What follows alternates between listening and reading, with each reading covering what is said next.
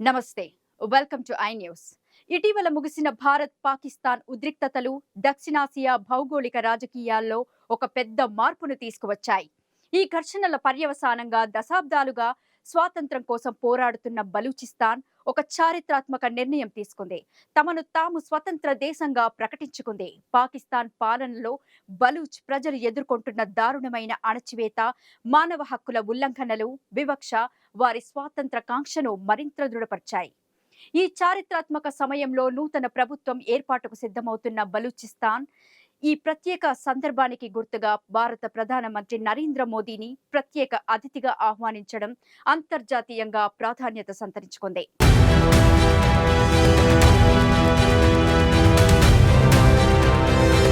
బలూచిస్తాన్ భౌగోళికంగా నైరుతి పాకిస్తాన్లో విస్తరించి ఉన్న ఒక వ్యూహాత్మక ప్రాంతం. ఇది సహజ వనరులకు, ముఖ్యంగా ఖనిజ సంపదకు నిలయం. అయితే పాకిస్తాన్ 1947లో ఏర్పడినప్పటి నుండి బలూచ్ ప్రజలు తమ ప్రత్యేక గుర్తింపు, స్వయం ప్రతిపత్తి కోసం నిరంతరం పోరాడుతూనే ఉన్నారు. బలూచిస్తాన్ చారిత్రక నేపథ్యాన్ని పరిశీలిస్తే ఇది ఎప్పుడూ స్వతంత్రంగా ఉండేది. బ్రిటిష్ పాలనలో కూడా బలూచ్ సంస్థానాలు ప్రత్యేక గుర్తింపును కలిగి ఉండేవి. అయితే విభజన సమయంలో బలవంతంగా పాకిస్తాన్లో విలీనం చేయబడడం బలూచ్ ప్రజలకు తీవ్ర ఆగ్రహాన్ని కలిగించింది.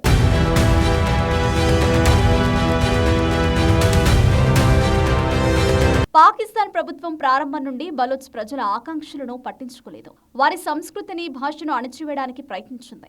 సహజ వనరులను దోచుకుంటూ ఆ ప్రాంత అభివృద్ధిని పూర్తిగా విస్మరించింది. దీని ఫలితంగా అనేక తిరుగుబాట్లు జరిగాయి. కానీ పాకిస్తాన్ సైన్యం వాటిని క్రూరంగా అణచివేసింది.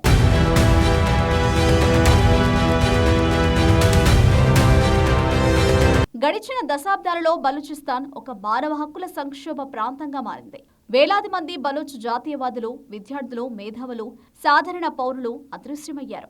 వారి ఆచూకీ ఇప్పటికీ లేదు. పాకిస్తాన్ భద్రతా దళాలు విస్తృతంగా నిర్బంధాలు, చిత్రహింసలు, చట్టవిరుద్ధ హత్యలకు పాల్పడుతున్నాయని అంతర్జాతీయ మానవ హక్కుల సంస్థలు నివేదించాయి. మీడియాపై తీవ్రమైన ఆంక్షలు కొనసాగుతున్నాయి.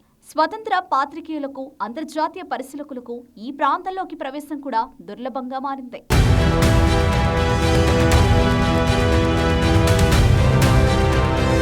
బలూచ్ ప్రజలు తమ భూమిపై, తమ వనరులపై తమకు హక్కులు ఉండాలని గట్టిగా డిమాండ్ చేస్తున్నారు.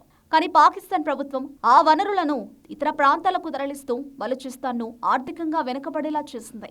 విద్య, ఆరోగ్యం, నీటి సరఫరా, ఇతర ప్రాథమిక మౌలిక సదుపాయాలు కూడా వారికి సరిగ్గా అందుబాటులో లేవు. ఈ నిరంతరం వివక్ష, అన్యాయం బలూచ్ ప్రజల్లో స్వాతంత్ర్యం కాంక్షను మరింత బలపరిచింది. బలూచ్ లిబరేషన్ ఆర్మీ వంటి వేర్పాటువాద సంస్థలు పాకిస్తాన్ ప్రభుత్వానికి వ్యతిరేకంగా సాయుధ పోరాటం చేస్తున్నాయి.